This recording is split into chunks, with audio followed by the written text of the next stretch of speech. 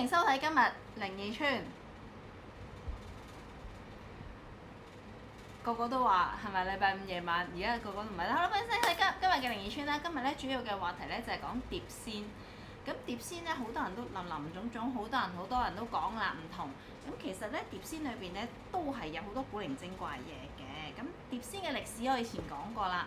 咁其實碟仙嘅由來咧都唔係話亂咁一個 game 嚟嘅，都係一啲才子諗出嚟嘅。想當年香港嘅一個才子啦，咁佢個女過咗身啦，即係佢係飽讀詩書嘅人，佢想同佢個女溝通，咁其實咧就係有類似啲好似扶乩咁嘅嘢嘅，咁後尾咧係有溝通嘅。喺佢同個女溝通嘅時候咧，大家咧都係用一個寫詩嘅感覺。咁你知唔知咧？原來喺香港咧曾經都係有人玩碟仙咧，佢係請嗰個碟仙上嚟咧，佢話嗰個人咧好詩意嘅。佢曾經上嗰個靈異節目咧，就有一班年輕，即係我唔知年輕人嚟嘅，佢因為好多年前咧，而家唔係年輕人啦。佢就話佢哋以前咧本身係因為嗱，我覺得好多時候咧玩碟仙嘅起因都係因為身邊人過身而起嘅。你貿然咧，可能讀書嘅時候返學有玩個筆仙銀仙，係因為好奇，但係後期咧，如果你好認真去玩碟仙咧，多數係身邊有人過身嘅。嗱，佢哋咧就有一個同事無啦啦去咗，咁因為感情好好啦，於是佢哋咧就係不如玩碟仙咧，就想問下個同事因咩事去。咁佢哋咧就係好勁嘅喎，佢唔係就咁帶碟仙係咁簡單啊，佢係帶晒元寶蠟燭香，就 book 咗酒店，幾個同事去玩，都知整喎，唔係自己屋企玩嚇。咁講起先嘅，咁佢提到當中有一個經歷咧。就係去到咧後尾咧，周圍玩上咗人，咁就去啲山邊嗰度玩。咁嗰啲唔知咩飛鵝山定係山頂，咪有個廟，即唔係出面有個亭啊，sorry 有個亭。喺嗰個亭嗰度咧就玩。咁嗰個碟仙咧答佢7個字。咁佢對翻咧就係用詩啊，寫詩去答佢，好似詩人咁，好詩情畫意。咁佢望住嗰個亭嘅風景咧，啲山嚟㗎嘛。咁好靚一幅畫，咁好詩情畫意，嗰個好浪漫啊，答得佢嗱咁樣咧，所以咧碟仙咧都係有好多唔同嘅經歷嘅。咁你話好恐怖嘅經歷，咁當然都係有啦。咁我哋西方亦都有喎，即係你西方個叫 Ouija board 啦嘛，係咪？嗱咁唔緊要，我哋咧今日咧就先咧講咗一個咧關於碟仙嘅故事，然後我哋今日咧慢慢講唔同嘢。咁另外咧99咧就報料，咁喺台灣嗰邊咧花蓮五子案咧好似有啲新進展喎。咁我以前咧曾經分享過花蓮五子案，咁係一個慘案啦，亦都係好邪嘅案件嚟㗎。咁但係咧就係陣間我哋如果免費時段完咗，我哋會員時段裏面講下呢個花邊啦，好唔好？好啦。咁喺香港咧有一個好偏僻嘅山村咧，嗰度夜晚就大霧嘅。如果係啲即係夏天啊，即係春雨時節啦，就大霧嘅。咁當時嘅佢哋咧就係幾個咧就係小學生升中學生，即係初中啦嚇。咁就係叫阿偉啦、小文啦、阿樂啦同埋敏敏。咁佢哋幾個人，佢哋嗰陣時咧放學咧仲係孭住背囊嘅。咁即係你好有嗰種咧，啱啱小學升上中學咧。仲未拎斜孭書包，仲係孭住背囊。咁佢哋因為住啲鄉村嘅地方啦，咁佢哋形容佢哋自己咧係木口木面啊，即係好老土咁樣嘅。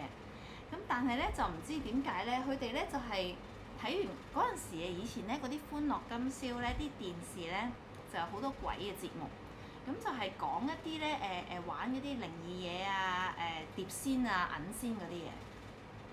咁於是佢哋咧就好奇，佢哋都想玩。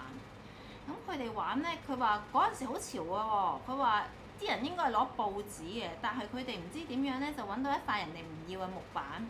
咁佢哋喺木板上面咧就用鉛筆寫字，就攞咗一塊好薄嘅木板，就好大塊咁啊寫。咁啊偷摸咧咁樣，佢哋幾個人咧就揸住呢塊木板咧就走揾啲冇人嘅角落啊，即係因為地方大啦，啲荒山野嶺啊嘛，佢哋啲荒山野嶺住咁。就係揾啲無人嘅角落，佢哋偷地咧就玩。咁佢哋嗰度咧，原來咧嗰度一啲咧舊嘅屋咧，就係話咧唔知係啲乜嘅遺址嚟嘅，即係有歷史價值嘅。咁啊，但係咧就係冇人住，但係啲人唔夠膽喐佢，因為話啲乜乜遺址啦咁。咁嗰陣時候咧，嗰啲阿媽咧，佢哋細個成日都嚇佢啊！嗱，嗰啲地方以前日軍佔領過㗎，有鬼啊！咁啊成日聽啲鬼故嚇佢哋嘅。咁所以佢哋就知道嗰度一定冇人去咧，佢哋於是咧就帶住嗰塊木板咧，就幾個曳仔咧就走去玩啦。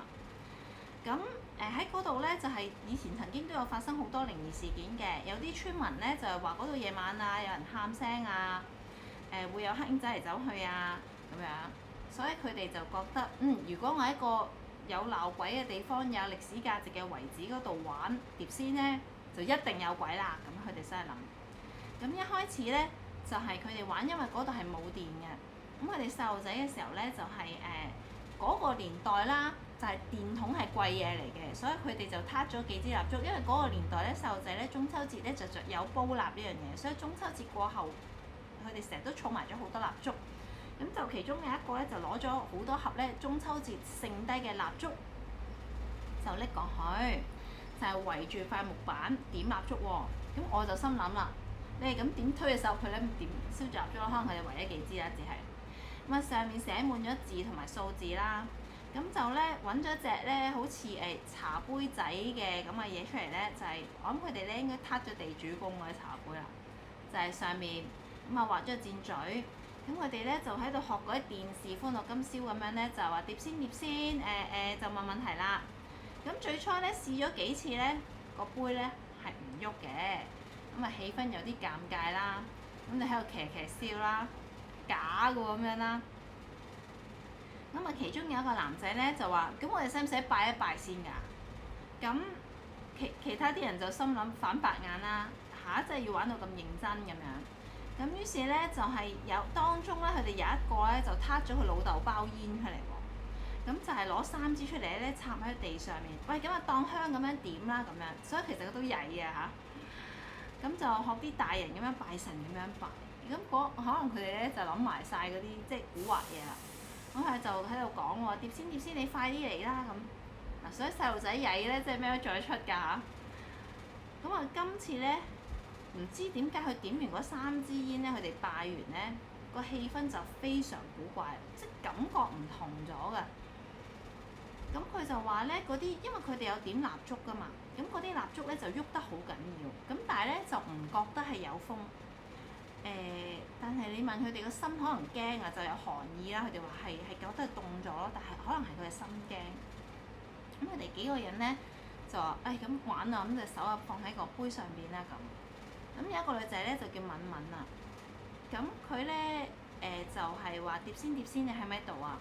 咁個杯咧就係感覺到咧佢原地突咁跳咗一下喎，嗱唔係向前行啊，係自己彈高咁跳咗一下喎。咁當時佢哋哇有啊咁樣啦，你感唔感覺到啊？你感覺到好驚啦咁樣，然後咧就覺得佢慢慢喐啦，咁佢就停咗喺一個字咧，就係一個在字上面，即係話我喺度在。咁大家就哇好開心啦！你阿話好嗨，真係得喎咁樣，心跳又加速咧，又要驚咧，又要緊張啦，但係又唔知問咩好啦。咁啊4個人咧就黐得好埋，咁就係其中有一個人就話：唔使亂問嘢啦，問啲簡單嘢咪得咯。咁於是敏敏咧就話：咁問我哋考試合唔合格啦咁。咁個杯咧就係答咗。話佢唔係答合格喎，佢答咧係可以，咁即係合格啦。咁佢哋就話：哇，咁即係 OK 啦咁樣。咁另外一個咧就男仔咧就話：都唔知你哋驚乜。咁原來咧就嗰陣時佢哋睇嗰啲電視節目咧就係話唔可有個禁忌咧就唔可以問佢點死嘅。係都唔知你驚乜？呢啲咁樣嘅問題不如我哋問啲禁忌問題啦咁樣。咁其他人就話：你有冇話咩叫禁忌問題啊？嚇你唔知咩？唔可以問佢點死㗎嘛？咁呢個佢哋冇問啊，佢淨係話不如試下問下呢啲問題啦。睇電視話唔可以問佢點死。呢個嘢一完咗咋，嗰個杯咧就係咁震喎。咁嚇到其他3個人就縮咗手。想問問題嗰個人咧係未嚟得一次反應咧，冇縮到手就望住佢哋3個。咁當時咧個杯咧就突然間喺個板上邊咧就行行得好快好快好快好快。咁嗰個阿敏敏咧就幫手去裝啦，咁佢搭乜嘢啦咁？咁佢就隱約係睇到咧就係我啦，跟住咧就好似咧係因為佢咧就唔係寫個鏈字，因為佢哋細路仔啊，但係嗰個係連字啊，跟住就死字啊。咁佢哋就好驚啦，即係話佢應該想答我俾人碾死嘅，但係咧就求其答咗嘅，因為你要記住佢哋寫呢啲字唔齊張噶嘛。咁然後咧佢哋哇好驚啦，睇完呢度咧，咁就發覺啲蠟燭慢慢熄喎，熄晒喎。咁望真啲咧，咁其實原來嗰啲蠟燭咧，佢哋細細點蠟燭嗰啲波蠟燭咧，好短嘅啫，其實都差唔多燒晒啦，就好驚突然間，要時間就啱啱好啦。咁又個蠟燭就熄啦，4個人，跟住個裏邊就越嚟越黑啦嘛，因為蠟燭熄晒就黑掹掹。咁佢哋就忍唔住好驚咁壓咗出嚟咧，就冇執到塊板，冇執到隻杯，就淨係自己佢哋各自咁啪跌跌撞撞咧，就翻落自己屋企啦咁樣。嗱，自從嗰晚之後咧，怪事咧係真係有嚟嘅，因為佢哋4個人咧分別咧都覺得其實咧夜晚咧床頭有敲聲喎。你問我咧，如果咁樣咧，個心都好驚啊！你夜晚瞓覺咧，因為佢哋細個嗰啲床架咧係鐵床架嚟嘅，有敲你個床架嘅聲喎。咁有一個好驚咧，用枕頭咁壓住咧去敲佢床板啊！所以咧，咁佢就瞓唔着覺啦。佢哋幾個都，咁佢哋第二日都會話：哇，好恐怖啊！因為大家都會有講，喂，床下底有聲啊，有敲床聲啊咁樣。咁有一個咧就係話見到有黑影，咁有一個咧就話夜晚咧有敲床聲，佢唔敢望床下底啊！佢話驚咧見到有人喺床下底，呢個我心都寒。好啦，咁啊直至到咧有一個咧就係因為可能長期咧你幾日咧都唔夠瞓咧，返學頂唔順咧就暈咗，咁啊送咗去醫院檢查咧，醫生就話喂有貧血喎咁樣，但係咩原因就查唔出啦。咁所以咧其他人咧就心裏邊就知，佢梗係貧血啦，我哋大家都瞓唔到覺咁樣，咁就成日話咧就陣陣陰風。咁佢哋如果佢哋約埋一齊玩都好咧，一天黑之前咧就飆晒返屋企先啊，因為咧佢哋試過就係話咧個天一黑咧就覺得後邊有影跟啊。最恐怖嘅咧就係喺嗰晚之後咧，其中有一個阿偉咧，佢性格就大變啊。佢話佢成日自己咧滿身大汗，無啦啦嘅。咁佢咧就發惡夢，夢見咧屋企出邊成日企咗個女人。咁佢有一次咧就係喺屋企同朋友傾電話，個電話筒裏邊咧有人敲聲，哐哐哐聲。佢問係咪你整啊？佢話唔係。咁呢啲係咩聲啊？佢話敲下好似敲門喎，你要開門啦咁。咁因為嗰日係日頭啊嘛，佢開門出邊冇人，但係佢就諗起我發個惡夢咧，門口企嘅女人，佢就好驚啦。嚇到就吸咗線，就唔傾電話。咁佢就話咧，而佢咧喺屋企係真係有不幸嘅，因為佢其中有一個屋企人咧一齊住喺嗰啲村屋度啊，但係唔知點解咧就係去咗出邊啲高樓大廈度空中飛人喎，即係唔係喺自己屋企咧，但係去咗第二度有高樓大廈地方空中飛人咁樣。但係嗰屋企人咧就係唔覺得佢平時有啲咩嘅咁樣。咁就係因為呢件事咧，大家都靜咗一排啦，唔敢出聲啊，亦都。佢個屋企人過身啊嘛，好啦，呢件事咧拖咗幾個月，佢哋驚咗好耐。咁啊敏敏咧就係嘗試去揾翻嗰個話屋企人咧，就係有人跳樓嗰個男仔啦，嘗試去揾佢啦，靜咗一排啦。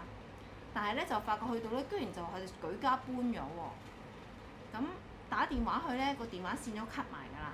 嗱，嗰個年代冇大哥大嘅，嗰個年代係跟屋企電話線嘅。你搬家都可以搬埋條線應該，但係就 cut 晒啦。咁佢哋就覺得咧，應該咧都係嗰個碟仙咧一直跟住佢哋咧係有古怪㗎啦。咁睇下佢跟邊個啦